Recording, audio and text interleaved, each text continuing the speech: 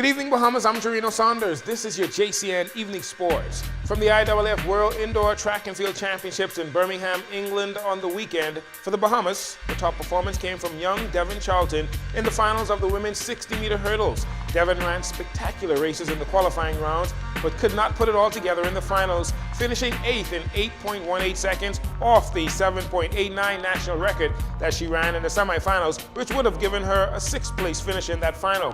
From my professional observation, Devin seemed to be off balance from the very first hurdle and just could not bring that trail leg around quick enough to recover in such a short race, 60 meters. American Kendra Harrison won in a meet record time, 7.70 seconds.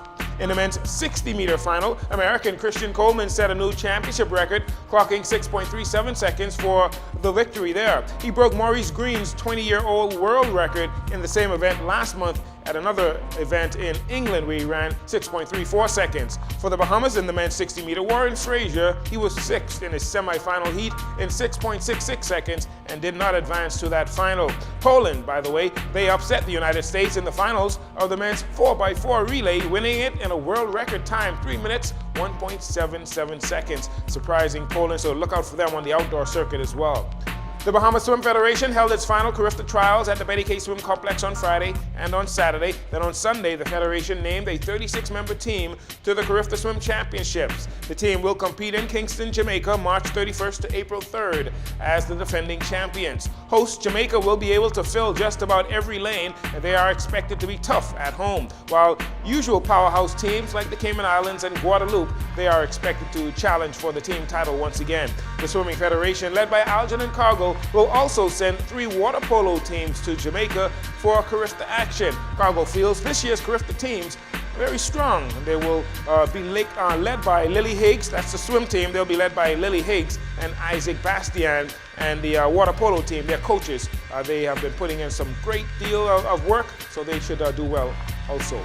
New Providence Basketball Association was in action on the weekend with games at the AF Adley Gym on Friday and Saturday nights. When play resumes tonight, Monday night, back at the AF Adley Gymnasium. In the opener, the Carroll Contractor Pirates will face the league-leading Commonwealth Bank Giants. And the second half of the doubleheader at 8:45 p.m., the UB Mingos will be back at it as they face the Leno Corporate Regulators. The Mingos, they're coming off a win by default over the Allen Game Pros on Friday night.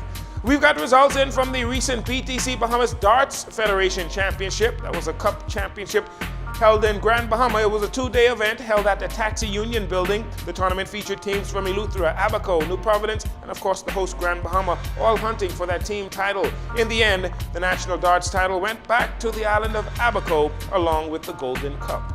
Also in Grand Bahama, from the rugby pitch, the Freeport Rugby Club is seemingly being revived. They have started to host a Saturday development program that has resulted in a number of new players taking interest in the sport of rugby, both men and women.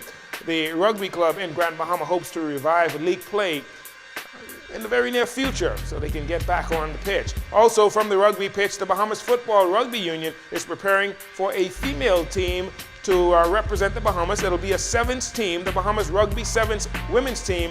They are set to host a tournament March 17th, and it will feature teams from the United States and Jamaica coming to the Bahamas for competition. That tournament will be played at the Winton Rugby pitch in eastern New Providence, and following that tournament, they'll have a beach bash on that Sunday, so you want to get involved with that as well. From the NFL, Central Florida linebacker Shaquem Griffin, you can see him here, who had his right hand amputated when he was 4 years old, ran the fastest time in the 40-yard dash for a linebacker, 4.38 seconds. That's the fastest time. He did that on Sunday at the NFL Combine in Indianapolis, the fastest time since 2006. Griffin's twin brother, Shaquille, a cornerback who's smaller and should be quicker than he is, and he plays for the Seattle Seahawks nowadays. He ran 4.38 the exact same time at the Combine a year earlier.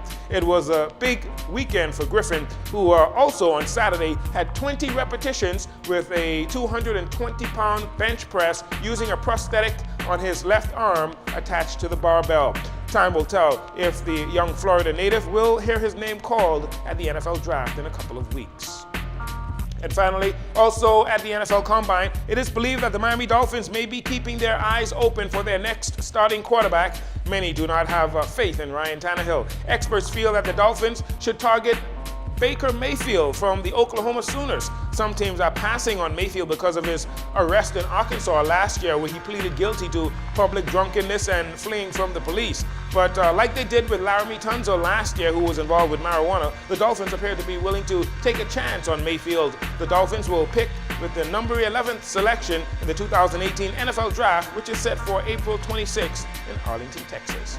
That'll do it for your JCN Evening Sports. I'm Jerino Saunders.